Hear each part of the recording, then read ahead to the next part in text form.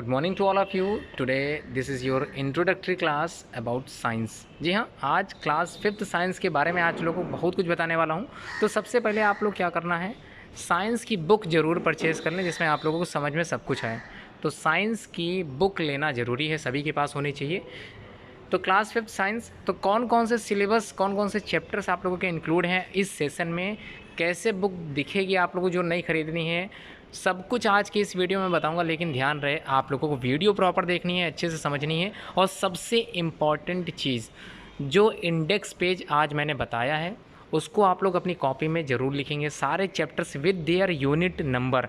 तो unit number लिख के जो भी उस यूनिट में चैप्टर्स इंक्लूड किए गए हैं बिल्कुल वैसे ही अपनी कॉपी में उतारना भी है। तो ध्यान रहे, फर्स्ट जो वर्क है आपका, जो इम्पॉर्टेंट कार्य आपको करने हैं, वो सबसे पहले आप लोगों को मेंटेन करना है the index page of your notebook.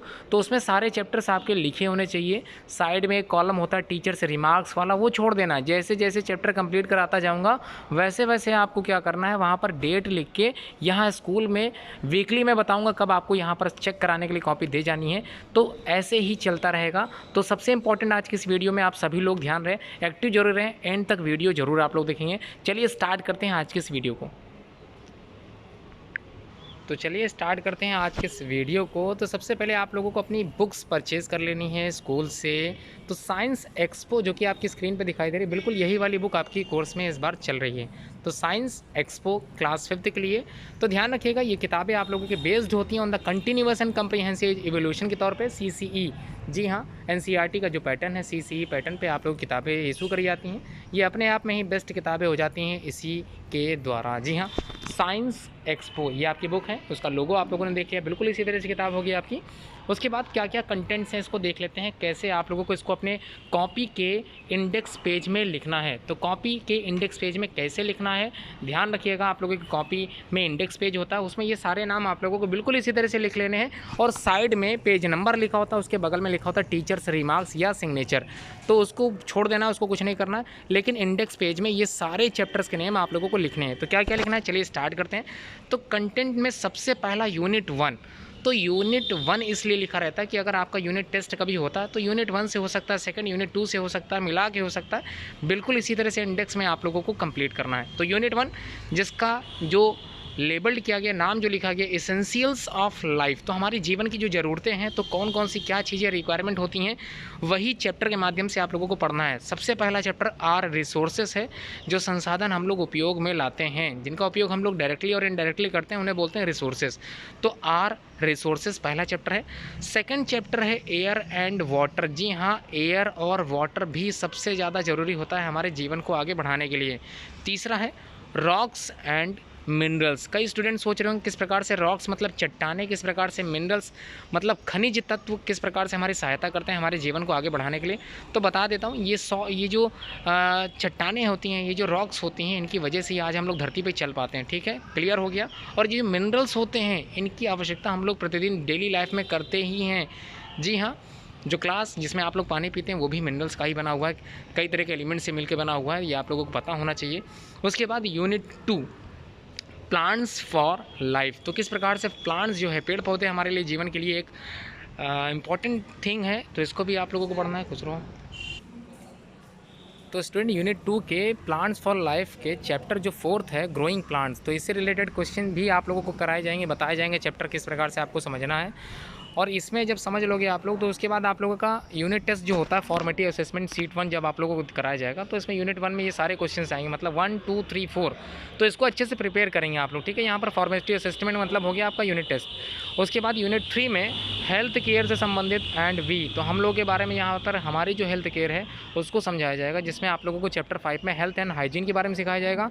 उसके बाद चैप्टर 6 में न्यूट्रिशन डिफिशियंसी डिजीज़ के बारे में बताया जाएगा, और कुछ चीज़ें लाइफ स्किल से रिलेटेड आप लोगों को सिखाई जाएंगी। चैप्टर 7 जो कि कम्युनिकेबल डिजीज़ से रिलेटेड है, इसमें कई चीज़ें आपको बताई जाएंगी, और साथ में एक प्रोजेक्ट दिया जाएगा, प्रोजेक्ट नंबर 1।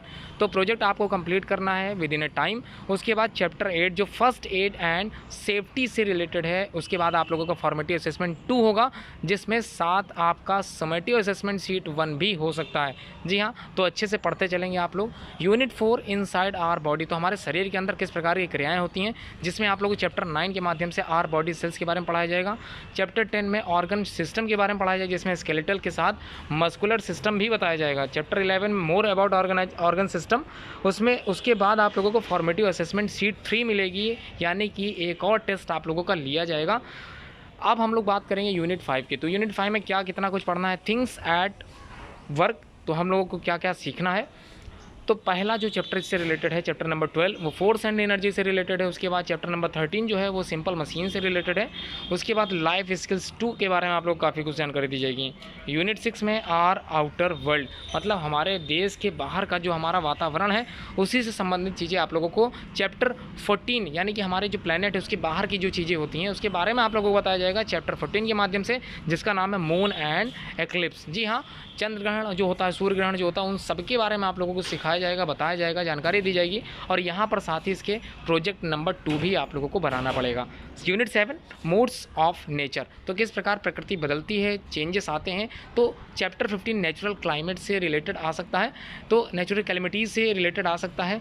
उसके बाद फॉर्मेटिव असेसमेंट 4 होगा, आप लोगों का मेन एग्जाम यहाँ पर ही होगा। फॉर्मेटिव असेसमेंट 2 जिसको कहते हैं हम लोग, तो वो फाइनल एग्जाम आप लोग करोगे। अब हम लोग बात करेंगे चैप्टर नंबर 1 की। तो चैप्टर नंबर 1 से जब आप लोग स्टार्ट करोगे या सीखोगे इसके बारे में, तो उससे पहला काम क्या करना है, आप लोग अपनी कॉपी को जो आप लोगों ने बनाया है उस कॉपी को जो फ्रंट पेज में जो इंडेक्स पेज होता है उसमें क्या करना है, आप लोगों को बिल्कुल इसी तरह से जो इंडेक्स बना है किताब से पूरा इंडेक्स अपनी कॉपी में लिख लेना है। चैप्टर नंबर जितने दिए हैं यूनिट टेस्ट के हिसाब से, यूनिट वाइज के हिसाब से आप लोगों को सारे चैप्टर के नेम लिख लेने हैं। तो इसको अभी आप लोग कंप्लीट करोगे आज, ठीक है। क्या करना है समझ में आ गया। पहले क्या करना है, जो इंडेक्स पेज होता है कॉपी में, सबसे पहला इंडेक्स पेज जिसमें आप लोग चैप्टर नेम लिखते हैं, टीचर से साइन कराते हैं, वो इंडेक्स पेज आप लोगों को पूरे चैप्टर्स भर लेने हैं। जी हाँ, बिल्कुल भर लीजिए, वो पूरे इंडेक्स पेज आप लोगों को भर के रखना है। और जैसे जैसे एक एक चैप्टर मैं कंप्लीट कराता जाऊँगा, जैसे जैसे उसकी एक्सरसाइजेस मैं कंप्लीट कराता जाऊँगा, आप लोग पेज नंबर के साथ डेट जरूर मेंशन कर दीजिएगा कि इस तारीख को ये चैप्टर ख़त्म हो गया, ठीक है। ध्यान रखिएगा,